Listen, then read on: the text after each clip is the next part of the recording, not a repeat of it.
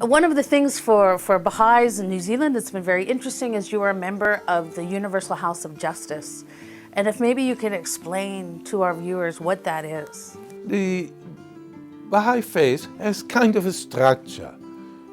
You might, to a certain extent, compare it to kind of a church, which is, in the Baha'i Faith, is what we call an administrative structure, a system. Yeah? And in this system, we have a local representation, a national representation, and then the top, international. And we call it local spiritual assemblies, national spiritual assembly, and on top is the head of the Baha'i Faith.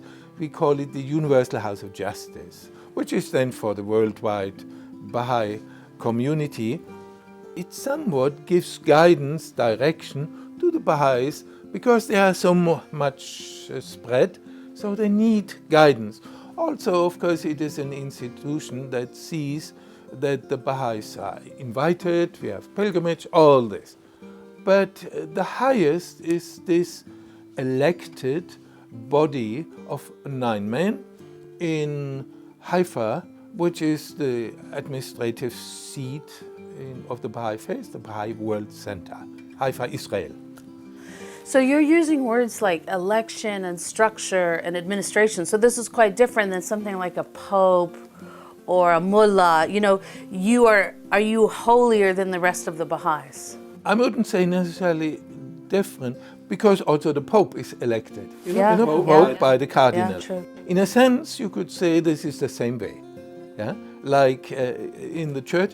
But for example, the local assemblies have delegates for the national. The National Assembly, like let's say of New Zealand or Germany or Finland, they have a delegate that elects at a convention time every 5 years the members of this highest body of the Baha'i Faith.